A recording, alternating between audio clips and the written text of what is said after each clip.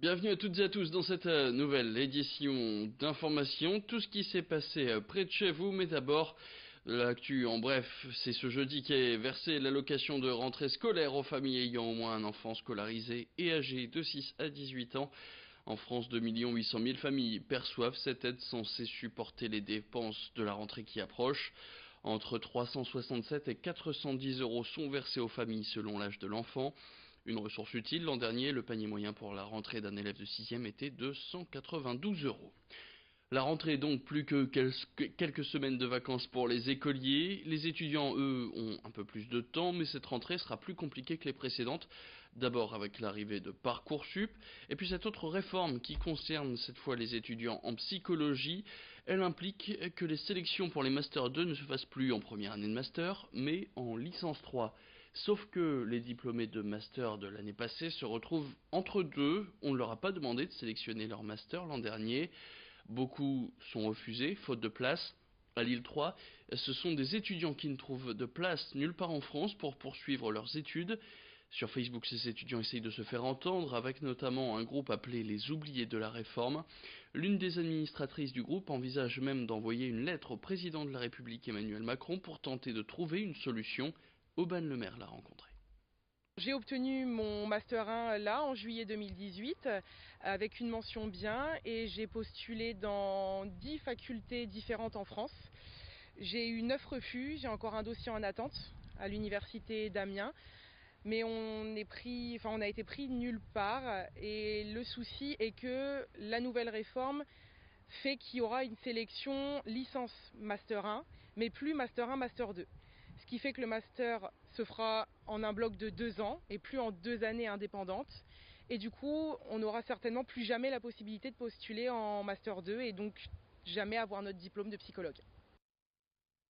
Direction Boulogne-sur-Mer maintenant, où la ville part à la conquête de son passé napoléonien, avec 2 expositions. La première, ça se passe au Palais Impérial, en vieille ville. Elle retrace la présence de l'empereur durant le camp de Boulogne, aux alentours de 1804. La seconde s'intéresse à l'empereur et à sa caricature, vue en particulier par les Anglais. Cette exposition-là est installée au Château-Musée. 2 expositions différentes et complémentaires à découvrir pour tout savoir de la présence de l'empereur, lui qui est toujours présent à Boulogne-sur-Mer avec sa statue au sommet de la colonne de la Grande Armée.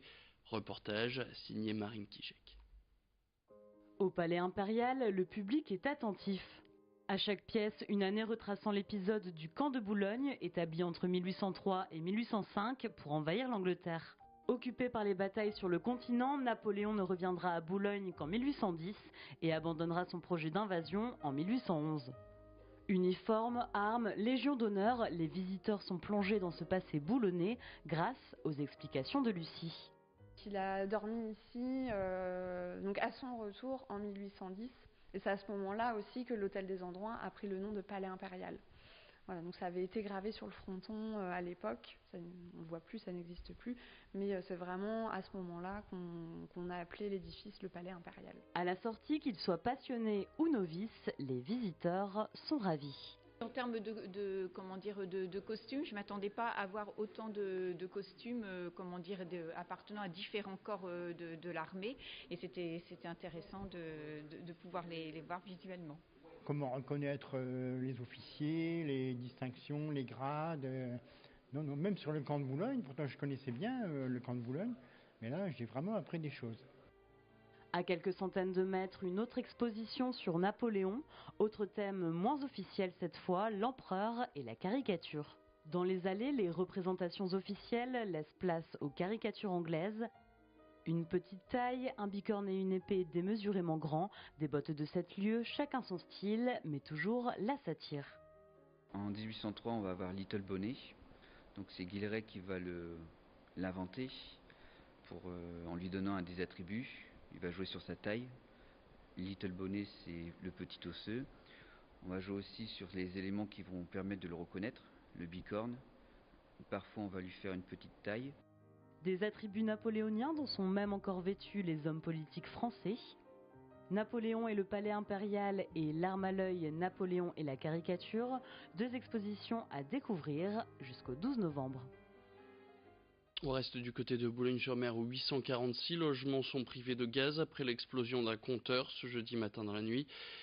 Plusieurs individus ont mis le feu à une poubelle. Les flammes se sont propagées au compteur qui a explosé. La fuite et les flammes ont rapidement pu être maîtrisées par les pompiers. Une quinzaine de logements ont été évacués. Tous ont pu rentrer chez eux depuis, sauf la famille habitant dans la maison au compteur touché. La mère de famille devrait porter plainte dans la journée pour retrouver les auteurs de l'incendie. Et puis le portrait de cette édition, c'est celui de ce studio de design orthopédique basé à Roubaix. Cette entreprise est en fait spécialisée dans la décoration de prothèses. Née en 2014, la boîte s'est développée et d'une ruche, elle a aujourd'hui ses propres locaux. Il propose plus de 200 motifs et il est possible de réaliser des modèles sur mesure à la demande du patient. Un marché porteur qui a permis à YouExist de vendre ses produits à l'étranger, notamment à Dubaï et aux États-Unis. Les commandes se font auprès d'orthopédistes professionnels. Tout est fait pour que l'opération ne coûte pas 1 euro au patient. Orthoprothésiste de formation, Simon Collin est à l'origine de cette initiative dont il a eu l'idée au contact de ses patients. Il revient sur l'aventure de son entreprise au micro de Brieux Gorgy. Notre but, c'est de pouvoir permettre aux orthoprothésistes de proposer à leurs patients une alternative en termes d'esthétique, d'appareillage. Et donc on crée des imprimés et on a un service aussi de personnalisation sur mesure pour pouvoir permettre aux patients de dire je voudrais un tatouage ou une photo ou quoi que ce soit.